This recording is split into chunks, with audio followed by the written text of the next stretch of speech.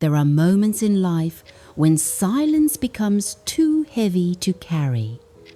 And the truth, no matter how painful, must be spoken. If you're watching this and feel alone in your sadness, I want you to know you are not alone. This is my story, and perhaps it might help you find the strength to reclaim yours. My name is Catherine Beaumont. I'm 42 years old and I live in a modest cottage on the edge of Surrey. I've been married for over 2 decades to a man named Edward. He's now 64, significantly older than me, and we have 2 beautiful daughters. Our eldest, Lydia, just turned 19. Our second, little Clara, is barely 15 months old. We lived what I thought was a simple, contented life.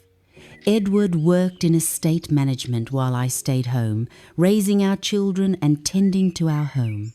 For many years, I believed we were happy, that we were safe. But life has a way of unraveling in the quietest ways. One afternoon, while folding Clara's clothes, I noticed Edward had become distant, short-tempered, distracted. My instincts told me something was wrong. I asked him gently, "Edward, is there someone else?" He flared up in anger. "Don't start this nonsense," he said, but I could see it in his eyes. He was hiding something.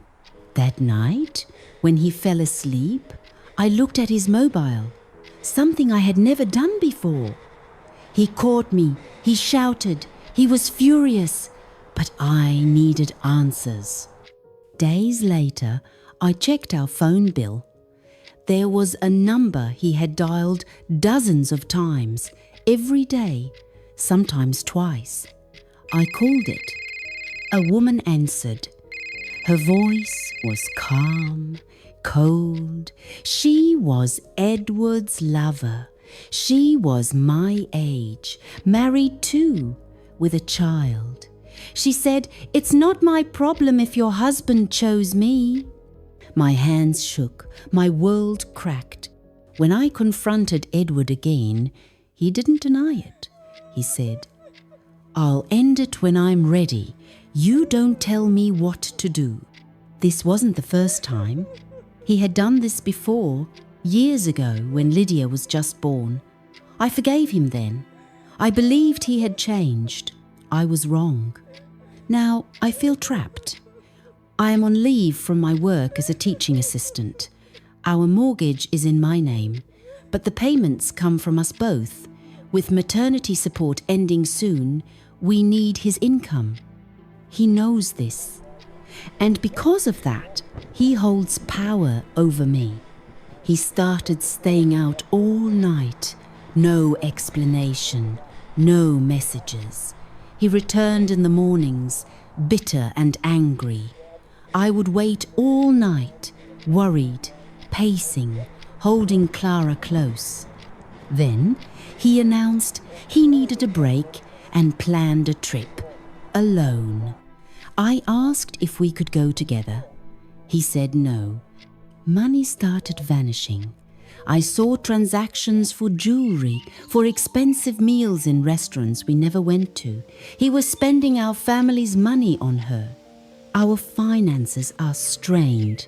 Clara needs nappies, Lydia has university plans, and I'm fighting off exhaustion, insomnia, and heartbreak. My doctor told me, "You're under too much stress. But how do I rest when my world is falling apart?" Lydia sees it all. She begs her father to stop. He yells at her too. The house that once echoed with warmth now echoes with pain. I shared this with my closest friend. She said, "Catherine, perhaps it's time you left." But how? I have no job at the moment, 2 children, no safety net. My parents say, "Stay strong. He may come back." But will he? And even if he does, will I still be myself when he does? I still love Edward, not the man he is today, but the man I married. I want to believe he will remember who we are, remember our family, but every day that hope grows smaller. If you're watching this and see yourself in my story, know that your feelings are valid. Betrayal cuts deep, but you are not weak for loving. You are not lost for needing support. You are human. And strength is not about never falling apart. It's about standing up, even when your heart is in pieces. I don't have all the answers yet, but by sharing this, I hope you'll find the courage to speak, to reach out, and to begin again, whatever that looks like for you. Thank you for listening. If this story touched you, please like, share, or leave a comment.